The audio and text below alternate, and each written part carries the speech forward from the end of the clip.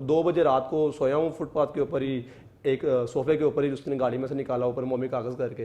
तो वो जनाबे वाला 3 बजे बारिश स्टार्ट हो गई। उर्दू पॉइंट की वीडियोस देखने के लिए हमारा चैनल सब्सक्राइब कीजिए और बेल के आइकन पर क्लिक कीजिए ताकि आप हमारी तमाम आने वाली वीडियो से बाखबर रह सकें। अस्सलाम वालेकुम। उर्दू पॉइंट के साथ मैं हूं आपका मेजबान अनीब जहीर। नाजरीन, आज हम मौजूद हैं आपके सामने एक और इंस्पिरेशनल स्टोरी लेकर। यह स्टोरी है उस नौजवान की जिसने 2014 में लाहौर के एक मशहूर शादी हॉल में एज अ स्टोर कीपर काम स्टार्ट किया और आज वो उसी शादी हॉल में मैनेजर के फराइज सर अंजाम दे रहे हैं। हमारे साथ मौजूद हैं फखर इत्तफाक अफरीदी। कैसे हैं आप? अल्लाह का शुक्र। आप कैसे हैं अनीब? करम अल्लाह का, ठीक ठाक। अच्छा सर, आपने कब ज्वाइनिंग दी इस शादी हॉल में? मैंने 25 दिसंबर 2014 को ज्वाइनिंग दी थी शादी हाल में। आप यहाँ पे एज अ स्टोर कीपर आए? हाँ जी, मैं एज अ स्टोर कीपर यहाँ पे मैंने अपनी जॉब को और स्टार्ट इस वक्त यहाँ पे मैनेजर हैं, तो स्टोर कीपर से लेकर मैनेजर तक का सफर कैसा रहा? इसमें कौन कौन सी मुश्किलात आपको सामने आई और किस तरह से आपने उन मुश्किलात को ओवरकम किया और इतनी कामयाबी हासिल की? बेशुमार मुश्किलात का सामना करना पड़ा। अच्छा और बुरा वक्त तो ज़िंदगी का एक हिस्सा है, साथ साथ चलता रहता है। जब आपके इरादे बड़े हों और आपने कोई बड़ा टारगेट सेट किया हो तो फिर ये छोटी मोटी मुश्किलात से घबराना नहीं चाहिए। मैंने जब स्टार्ट किया तो मैं जब अपने घर से निकला था तो मैं 6 साल तक मैट्रिक में ही था। मेरे इलाके में ये चीज़ बड़ी मशहूर थी कि ये बंदा फारिग है। अच्छा। ये बंदा कुछ नहीं कर सकता, ये फारिग हो गया है, ये सिर्फ लुटर आदमी, जिसे लुटर प्रोग्राम कहते हैं ना, वो वाला एक टैग लगा हुआ था मेरे। गलियों में घूमने वाला आवारा? हाँ, इवन ऐसे ही। लेकिन कुछ लोग थे जो जानते थे कि नहीं ये बंदा कुछ ना कुछ करेगा। उनमें मेरी फुफियाँ शामिल थी, मेरे मामू शामिल थे, मेरे फादर और मेरी छोटी सिस्टर खास तौर पे बड़ी मेरे लिए उस एग्जाम्पल है वो। फैमिली में बड़े लोग थे जो क्रिटिसाइज करते थे, मेरे कजन्स थे या फिर उसके अलावा कुछ फैमिली के ऐसे लोग जिनका ये कहना था कि ये फारिग है, कुछ भी नहीं कर सकता। समटाइम कुछ लोग तो ये कहते थे कि ये सिर्फ बसों में आता है, बसों में जाता है, ये पढ़ सकता ही नहीं। क्योंकि मैं 2-4 साल हॉस्टलाइज भी रहा था। हॉस्टलाइज रहने के बाद मैं फिर वो कंपार्ट्स लेके आया था। 22 सब्जेक्ट्स में मेरे 18 कंपार्ट्स आए थे। सिर्फ मेरे 4 सब्जेक्ट मैंने क्लियर किए थे। तो सब यही कहते थे। मेरा असल में मैथ में इंटरेस्ट नहीं था, तो अनफॉर्चुनेटली मेरे क्योंकि कज़न थे एक उमर, वो डीए कर रहे थे साहिवाल में। तो देखा देखी मेरे फादर ने कहा कि तुम भी वही करो, हमारा बेटा इस चीज़ से महरूम क्यों ना रह जाए। जो कि हमारा एक अलमिया है कि फलां का बेटा ये कर रहा है तो वो हमारा बेटा भी वही चीज़ करे।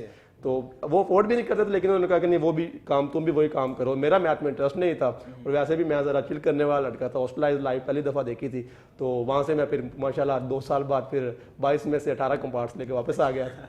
नहीं, मैं लाहौर से नहीं हूँ, मैं तहसील दीपालपुर जिला उकाड़ा के एक छोटा सा गांव सुखपुर है, वहाँ से मेरा ताल्लुक। नहीं, मैं असल में मेरे फादर बड़े रिफ्यूज़ हो गए थे मेरे से। तो वो उन्होंने कहा कि या तो कोई बिजनेस कर लो या फिर अगर पढ़ना है तो कोई बंदों के तरीके से पढ़ो, मैं तुम्हें एडमिशन दोबारा ले देता हूँ। लेकिन वो चाहते थे कि मैं पढ़ूँ, तो मुझे भी पता था कि मैं पढ़ सकता था। मैं डी ट्रैक हुआ था, मुझे पता नहीं था कि आगे क्या क्या होता है। डीएई के अलावा एफएससी होती है, कोई एफए होता है, कोई आईसीएस होता है, कोई आईकॉम होता है, डीकॉम होता है। तो ये मुझे पता नहीं था, इसलिए मैं डी ट्रैक हुआ था। तो मेरी कंपनी भी कुछ इस तरह की थी, वहाँ पर रहकर मैं पढ़ नहीं सकता था। तो मैं फिर वहाँ से निकल आया। 1000 रुपये एक दोस्त से पकड़ा रात को, मैंने कहा जी मैं जा रहा हूँ लाहौर।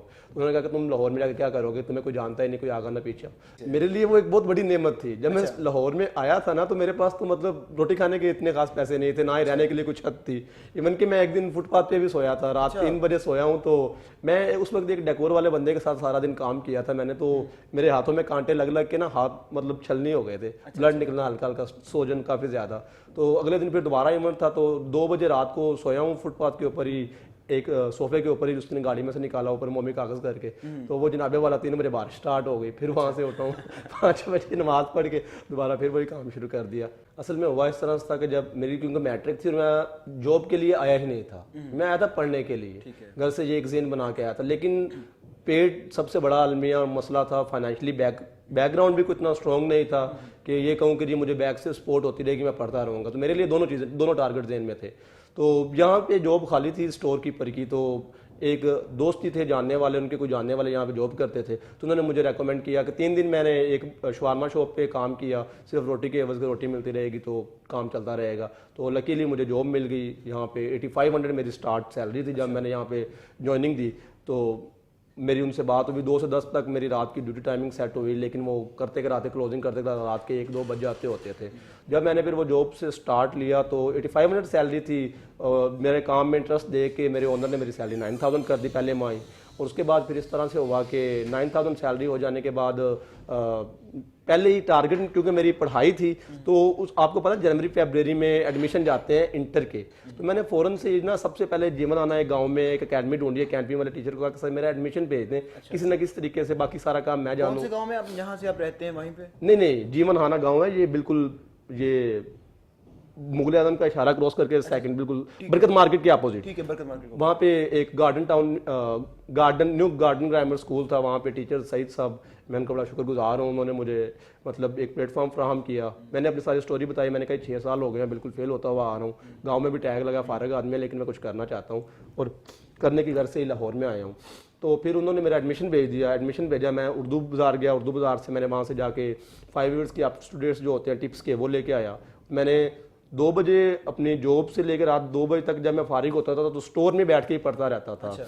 और वहाँ पे पढ़ना, फिर उसके बाद शाम को मेरी जॉब का कुछ सिस्टम इस तरह से होता था कि स्टोर का काम सिर्फ 5 बजे तक होता था, जब इवेंट स्टार्ट हो जाता था फिर ऑफिस में आके या तो मुझे ऑफिस बॉय का काम करना पड़ता था, लाइक कोई क्लाइंट आया, किसी को खाना टेस्ट करवाना है, किसी के लिए चाय बना कर लानी है, किसी को पानी देना है, कोई भी काम जो ऑफिस बॉय का होता है वो करना पड़ता था, या फिर बाय डाइस होती थी रिसेप्शन पे, वहाँ पे वेलकम करने के लिए लिफ्ट में खड़ा होना पड़ता था, वो काम करना, फिर रात 2 बजे तक वही काम करना। कुछ भी नहीं, असल में मेरे अंदर जो बचपन से एक चीज़ थी ना वो ये थी कि एक अना जो खुदी होती है ना वो चीज़ मेरे अंदर नहीं थी। अच्छा। मेरे अंदर जो एक चीज़ थी ना कि क्योंकि एक विलेजर था तो तरबियत पेरेंट्स ने कुछ इस अंदाज में की थी कि वी ऑल आर ह्यूमंस, हम सब इंसान हैं और सब एक जैसे हैं। और सेकंड, मुझे विरासत में तो कोई ऐसी चीज़ मिली नहीं थी जिस पे बैठ के मैं अपने मतलब उसे रन कर सकता आगे, कोई ऐसा बिजनेस, कोई ऐसा प्लेटफॉर्म नहीं मिला हुआ था। तो मुझे पता था कि मैंने ये काम करना है तो फिर ही आगे जाना है। शुरू में मैं भी बड़े बड़े टारगेट रखता था जिनके जी बड़ा बिजनेसमैन बनना, स्टार्ट में बन जाना है। तो मेरी वालदा कहती होती थी कि किसी भी दरख्त पे चढ़ने से पहले ना उसके ऊपर चढ़ने से पहले तने को पकड़ के ऊपर जाया जाता है। बेशक। लेकिन मेरा कॉन्सेप्ट ये था कि जी डायरेक्टली चढ़ जाऊं। इसी साल में मैंने, इसी चक्कर में मैंने अब 3-4 साल आजकल के हमारे नौजवानों का ये मसला है कि डायरेक्ट ऊपर वाली चीज देखते हैं और जो मेहनत होती है उसको नहीं देखते कि हमें मेहनत भी करनी है। कोई मेहनत करना चाहता ही नहीं। हमारे यहाँ यूनिवर्सिटियाँ हजारों बच्चे हर साल पैदा करती हैं मीडिया की फील्ड में, डॉक्टर्स, इंजीनियर्स, वो बच्चे कहाँ जाएंगे मुझे आप ये बताएं। लेकिन उन्हें ये चाहिए कि जब वो अपनी जॉब में आते हैं तो स्टडी में आते हैं तो उसी टिनोर में साथ ही कुछ छोटी मोटी जॉब जो उनकी लाइन है उसमें स्टार्ट कर दें कि जब तक उनकी डिग्री कंप्लीट हो तब तक फिर वो सेट हो चुके हैं। अल्लाह की करनी ऐसी हुई थी कि मेरी मतलब ऑनर्स मेरे लिए बड़े अच्छे थे और मैंने चूंकि आपको बताया कि एडमिशन भेजा, तो एडमिशन के बाद ना जब मैंने पेपर दिए तो मैंने पहली दफ़ा जाकर ना अपने रिजल्ट कार्ड अपने फादर को दे दिए थे कि आपने रिजल्ट चेक करना है। उन्होंने कहा कि जी तुम करके बता देना, वैसे हो जाओगे पास, हमें तो नहीं लगता कि तुम हो जाओगे।